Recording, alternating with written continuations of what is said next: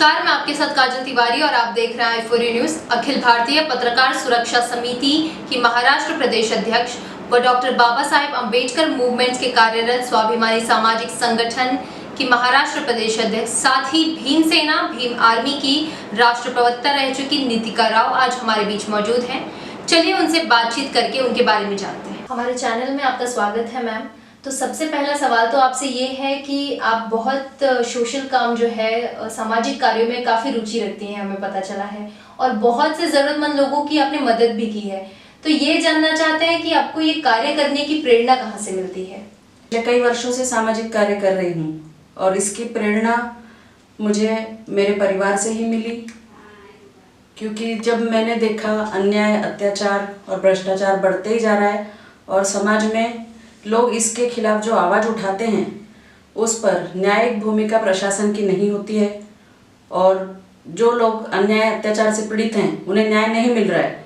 इसके लिए मैंने भ्रष्टाचार और अन्याय अत्याचार के खिलाफ लड़ाई लड़ने की संकल्प लिया और अपनी लड़ाई शुरू की।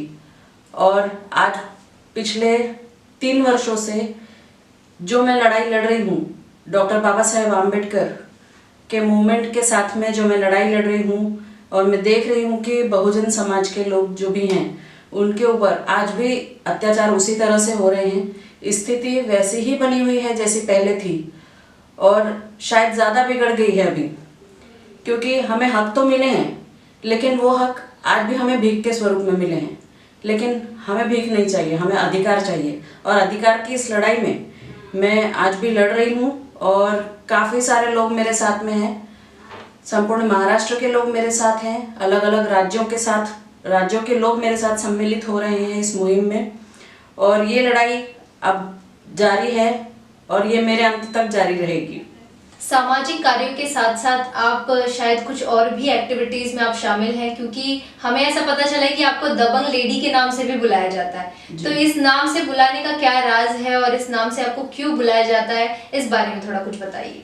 जी, उनके लिए मैं जिस जद्दोजहद के साथ लड़ती हूँ, अपने तन मन धन की पूरी ताकत लगाती हूँ लड़ने के लिए, उस ताकत को देखते हुए उन्होंने मुझे दबंग लेडी का एक खिताब दिया है। और ये खिताब हमेशा इसी तरह बरकरार रहे, और जो अत्याचार इन पर हो रहे हैं उसके खिलाफ मैं इसी तरह संघर्षशील रहूं, यही मेरी इच्छा है। सवाल किया कि आपने, हमें पता चला सोशल काम के साथ साथ आप कुछ और भी एक्टिविटीज पर ध्यान दे रही हैं, कुछ और भी प्रॉब्लम्स जो समाज फेस कर रहा है, जो बहुत सीरियस प्रॉब्लम्स है, उन प्रॉब्लम्स पे भी, उन दिक्कतों पे भी आप काम कर रही है। तो उस बारे में थोड़ा कुछ बताइए। अंडरवर्ल्ड के लिए मुंबई शहर पहले से ही प्रसिद्ध रह चुका है। अंडरवर्ल्ड ने यहाँ एक समय अपना कब्जा जमा के रखा था, और आज स्थिति थोड़ी बदली है। आज माफियाओं ने यहाँ पर कब्जा जमा कर रखा है, जिसमें कई सारे ड्रग्स के माफिया हैं, अवैध डांस बार के माफिया हैं, रेस्टोरेंट बार माफिया हैं, जुगार माफिया हैं, जो वैश्य व्यवसाय चलाने वाला एक रैकेट है उनके माफिया हैं, साथ ही ह्यूमन ट्रैफिकिंग जिसमें मानव तस्करी होती है उसके माफिया हैं। मुंबई में आज भी ये लोग राज कर रहे हैं और इनके खिलाफ मेरी मुहिम चालू है। इन्हें धर पकड़ने की मुहिम के लिए मैं बार बार प्रशासन से अपील करती आई हूँ, प्रशासन से सहयोग मांगती रही हूँ, लेकिन कार्य हो रहे हैं। ऐसा नहीं है कि प्रशासन कार्य नहीं कर रहा है, प्रशासन कार्य कर रहा है, लेकिन जिस तरह से होनी चाहिए इन पर नाकाबंदी, इन पर पकड़, इनकी धरपकड़ जैसे होनी चाहिए वैसे नहीं हो रही है। इन 100% कार्रवाई मुझे नहीं दिखाई दे रही है। और यह भी देखने में आया है कि ये जो माफिया हैं ये कई बरसों से मेरे पीछे लगे हुए हैं। पिछले 3 साल पहले भी मेरे ऊपर जानलेवा हमला हुआ था, और अब भी इन माफियाओं ने मुझे जान से मारने की धमकी दी है, साथ ही मुझे बर्बाद करने की धमकी दी है, और कई तरह से ये लोग मुझे परेशान करने की कोशिश कर रहे हैं, मानसिक और शारीरिक प्रताड़ना देने की कोशिश कर रहे हैं, सोशल मीडिया पर मेरे नाम की बदनामी कर रहे हैं। तो इस तरह से मैं आपके चैनल के माध्यम से ये उन माफियाओं तक मैसेज भी देना चाहती हूँ कि आप कितनी भी मेरे नाम की बदनामी कर लें, मेरा जो ढाढ़स है, मेरी जो हिम्मत है वो कम होने वाली नहीं है। ये आप बात गांठ बांध लें क्योंकि डॉक्टर बाबा साहेब आम्बेडकर के बताए रास्ते पर मैं चल रही हूँ और मैंने मेरे संवैधानिक अधिकारों का उपयोग किया है और मैं संवैधानिक दायरे से कभी बाहर जाकर के कोई भी काम नहीं करती हूँ। और मेरी हमेशा यही इच्छा होती है, मेरा 100% प्रयास यही होता है कि जो अवैध माफिया हैं जिनके वजह से हमारे समाज को जो नुकसान हो रहा है, समाज की जो क्षति हो रही है, शिक्षा के क्षेत्र में व्याप्त भ्रष्टाचारी हैं, अलग अलग क्षेत्र में व्याप्त भ्रष्टाचारी हैं, जो माफिया हैं, इन पे नियंत्रण कसना ही मेरा उद्देश्य है। जिनके वजह से आज समाज प्रताड़ित है, परेशान है और इनको सबक सिखाना है मुझे। और मेरी ये मुहिम मेरे मरणोपर्यंत जारी रहेगी। अभी हाल ही में सोशल मीडिया पे मेरे नाम की बदनामी की गई। मेरे अकेले महिला होने पर भी लोगों ने टीका टिप्पणी की है कि ये महिला अकेली रहती है और इनके परिवार में कौन है, क्या करती है, ये सारी चीज़ों पर टीका टिप्पणी की गई है। तो मेरे पारिवारिक या मेरे व्यक्तिगत मामलों में टीका टिप्पणी सोशल मीडिया पर करना बंद करें। जिसमें हिम्मत है वो मुझसे सामने आकर के बात करें, उन्हें हर सवाल के जवाब मिल सकते हैं। और जिन लोगों ने टीका टिप्पणी की है, मैं चाहती हूँ उनके ऊपर प्रशासन जल्दी से जल्दी एफआईआर दर्ज करे। इसके लिए मैंने निवेदन भी दिया है, माननीय प्रधानमंत्री जी को भी निवेदन भेजा है, माननीय राज्यपाल जी, महाराष्ट्र राज्य मुख्यमंत्री जी वलसे पाटिल साहब, सभी को निवेदन भेजा है। और साथ ही मैंने मांग की है कि अगर 21 मार्च के पहले इन पर एफआईआर दर्ज नहीं होती है, कानूनी कार्रवाई नहीं होती है और इन माफियाओं की धरपकड़ नहीं चालू होती है, तो मैं 21 मार्च को दोपहर 12 बजे माननीय उच्च न्यायालय के सामने आत्मदहन करूंगी। और ये मेरे समाज के लिए और मेरे लोगों के लिए जो अन्याय अत्याचार से पीड़ित हैं, उन सभी के लिए एक मिसाल बनेगा। मेरा आत्मदहन इसलिए कर रही हूँ कि मैं शहीद होना चाहती हूँ, मेरे देश के लिए मैं शहीद होना चाहती हूँ। मैं दिखाना चाहती हूँ कि यहाँ पर आज भी जो अत्याचार और अन्याय जारी है, एक महिला को अकेले जीने का अधिकार ये समाज आज भी नहीं दे रहा है। अगर मैं एक सामाजिक कार्यकर्ता होते हुए इस अन्याय को सामना कर रही हूँ आज, तो और आम लोगों के ऊपर क्या बीतती होगी। अगर उच्च न्यायालय इस मामले में गंभीरता से ध्यान दे, प्रशासन इस मामले को खुद अमल में लाने की कोशिश करे और देखे, तो ऐसे माफियाओं पर शिकंजा कसना बहुत ज़रूरी है जो महिलाओं के चरित्र के साथ खिलवाड़ करते हैं। और अगर 21 मार्च तक ये नहीं होता है तो मेरे आत्मदहन का निर्णय अटल है और माननीय उच्च न्यायालय के सामने मैं आत्मदहन करूंगी।